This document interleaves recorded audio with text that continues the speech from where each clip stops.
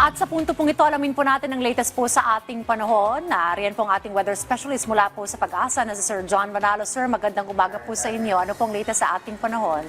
Magandang umaga po. Kung kagabi po nangyari yung unang landfall nitong si Emong dito sa Agno, Pangasinan, 10:40 po ng gabi yun. Ngayong umaga naman, 5:10 ng umaga, ay nangyari yung second landfall niya dito sa Candon City, Ilocos Sur. Sa mga susunod na oras ay babagtasin niya yung probinsya natin ng Ilocos Sur, and then yung Abra, Apayao, and then Cagayan hanggang sa lalabas na ito ng Philippine Area of Responsibility mamayang hapon o gabi. At dahil dyan, ay nananatiling nakataas sa ating signal warning number 4, yung mga lugar natin dito sa southwestern portion ng Ilocos Sur, northern and central La Union, at signal number 10 naman dito sa southern Ilocos Norte, natitirang bahagi ng Ilocos Sur, La Union, western Apayao, Abra, western Kalinga, western part ng Mountain Province, western portion ng Benguet, at northern portion ng Pangasinan. Signal number 2 naman sa natitirang bahagi ng Ilocos Norte,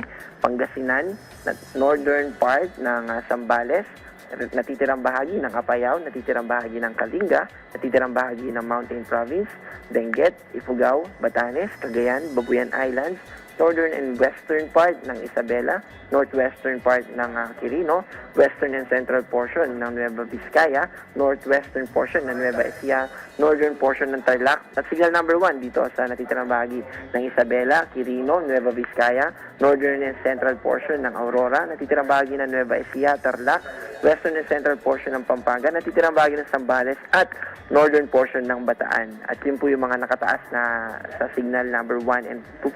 At gusto natin paalala yung kibat na lakas ng hangin nitong signal numbers na ito dahil sa pag-cross nitong o pagdaan nitong si Bagyong Emong. At ganoon din naman yung associated na pag-ulan, lalo na yung nasa paligid nitong si Bagyong Emong, at ganoon din yung sa far southern part o yung sa ilalim nitong bagyo dahil nagpapatuloy pa rin yung pagpapalakas niya dito sa hanging habagat. Kaya asahan natin yung mga pag-ulan dito sa Pangasinan at ganoon din sa iba pang probinsya sa southern part ng location ng ating bagyo.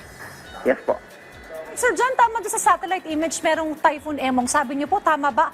Aalis either tonight or tomorrow itong Bagyong Emong. Pero meron pong Bagyong Francisco na binabantayan na po ba tayo? Si Francisco po, yun po yung international name ni Dante.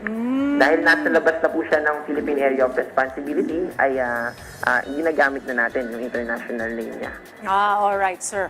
So, after po nitong Bagyong Emong, ay meron pa po bang inaasahang papasok po na bagyo sa ating bansa, sir? Sa ngayon ay wala naman po.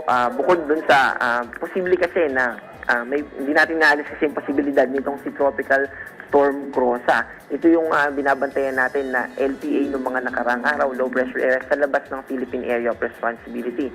Generally, northwest yung movement nito at hindi natin inaalis. Ibig sabihin ay posible pa rin na pumasok ito sa PAR pero maliit yung tsansa. Alright, maraming salamat po Pag-asa Weather Specialist Mr. John Manalo.